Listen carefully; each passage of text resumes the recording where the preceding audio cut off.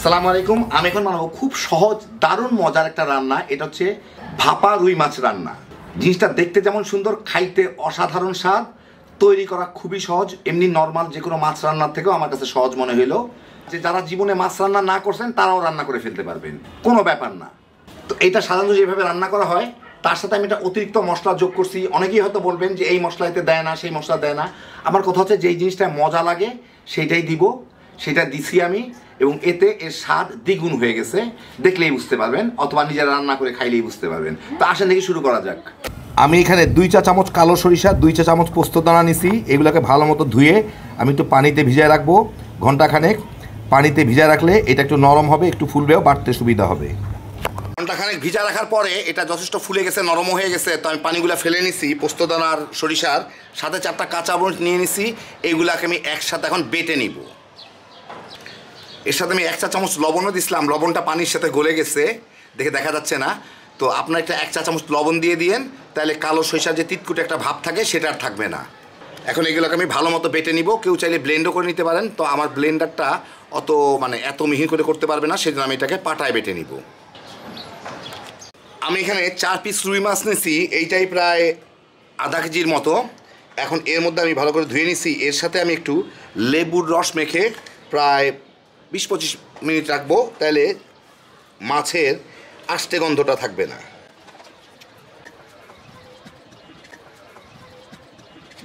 তো এগুলোকে আমি এখন প্রায় 20 মিনিটের মতো রেখে দেব।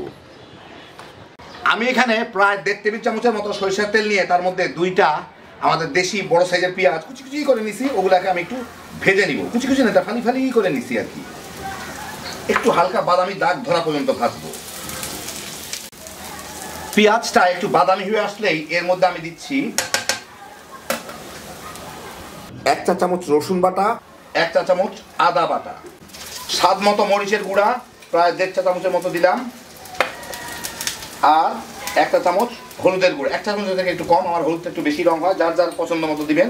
দিয়ে এইটাকে একটু ভেজে নিব যাতে হলুদের কাঁচা গন্ধটা চলে যায়। ততক্ষণে আদা রসুনটাও একটু ভাজা হয়ে যাবে, পানিটা চলে যাবে আর কি। এই আধা মিনিট 1 মিনিটের মতো ভেজে আমি চুলাটা বন্ধ করে দিই। হয়ে গেছে, নাহলে পুড়ে যাবে। হলুদের গন্ধটা চলে গেলেই হয়ে গেল। এখন আমি সব মশলাগুলোকে মেখে নিব একসাথে। তো আমি যেই বাটিতে করব সেই বাটিতে পেঁয়াজগুলো নিয়ে নিলাম। এখন আমি এর সাথে দিচ্ছি আধা চা চামচ রাঁধুনি মশলা। রাঁধুনি মশলাটার নাম রাঁধুনি, আমি গুঁড়া করে রাখছি, ওইটা দিয়ে দিব।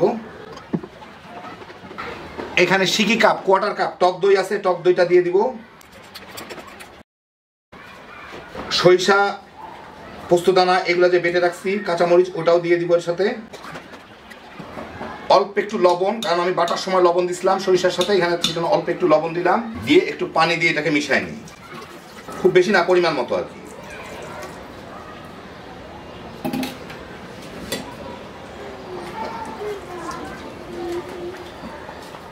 তো ভালো মতো মিশাই নিলাম। একটু লবণটা দেখি আমি, সামান্য একটু লাগবে, আর অল্প একটু পানিও লাগবে, কারণ মাছগুলা দিলে মাছগুলার উপরে যাতে এটা থাকে। এখন এর উপরে মাছগুলাকে আমি দিয়ে দিব। মাছগুলো আমি একটু ধুয়ে নিচ্ছি যাতে লেবুর চোকলা মোকলা এগুলো চলে যায়। এর মধ্যে সুন্দর করে বসায় দিতে হবে।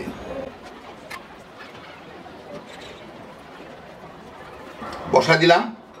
একটু ঝোল এনে উপরে দিয়ে দিই, যদিও ফুটে ঝোলটা উপরে সবটাই কভার করে যাবে, কোনো অসুবিধা নাই।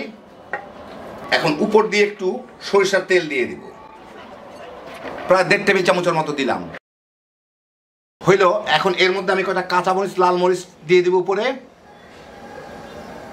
দিয়ে এখন ঢাকনাটা বন্ধ করে এটাকে আমি ভাপে বসাবো। এখানে আমি একটা বড় সসপ্যানে অল্প কিছু পানি ফুটাই নিচ্ছি, খুব বেশি পানি দেওয়ার দরকার নাই, এই 1 ইঞ্চির মতো ডিপ হইলেই হয়। এখন তার মধ্যে আমি এইটাকে বসায় দিব। বসায় উপরে ঢাকনাটা দিয়ে ঢেকে দিব। চুলার জালটা আমি একদম লোতে রাখবো যাতে পানিটা কোনো মতে ফুটতে পারে। বেশি জাল দিয়ে কিন্তু লাভ নাই, কারণ যতই জাল দেয় পানির টেম্পারেচার 100 ডিগ্রি সেলসিয়াস পর্যন্তই থাকবে। অত গ্যাস নষ্ট না করে আমি এটাকে একদম লোতে দিয়ে দিব যাতে পানিটা ফুটতে পারে। এতে আমি প্রায় আধা ঘন্টার মতো এটাকে জাল দিব। বাস, দেখতেই পাচ্ছেন পানিগুলো ফুটতেছে, বাস হয়ে গেল। আধা ঘন্টা পরে আমি চুলার জালটা নিভাই দিই। এখন এটা গরম আছে, ঠান্ডা হোক, তারপর আমি খুলে দেখাচ্ছি। তো এই যে খোলার পর হইলো আমার মাছটা, আমি আপনাদের একটা প্লেটে ঢেলে দেখাচ্ছি। তো এই যে দেখেন একটা প্লেটের উপরে সাজা নিলাম, হয়ে গেল আমার দারুণ মজার ভাপা রুই মাছ। জিনিসটা দেখতে যেমন সুন্দর, খাইতে তেমন মজা এবং তৈরি করা খুবই সহজ। মাছ ভাজার কোনো কিছু নাই, কোনো কিছু করার নাই, শুধুমাত্র পেঁয়াজটা ভেজে সাথে আদা রসুন দিয়ে একবারে মেখে উঠাই দিবেন, আধা ঘন্টা পানির ভাপে, বাস হয়ে গেল আঙ্গুল চেটে খাওয়ার মতো একটা মাছের তরকারি। এটা যে কতখানি মজার একবার নাক বানায় খেলে বুঝবেন না। হ্যাঁ, বিজোসের একটা আইটেম, খালি বানাইবেন আর তামা তামা করে খায় ফেলাইতে পারবেন। আল্লাহ আপনাদের সবাইকে ভালো রাখুন, সুস্থ রাখুন, নিরাপদে রাখুন। ইনশাল্লাহ বেঁচে থাকলে আবার দেখা হবে। আল্লাহ হাফিজ।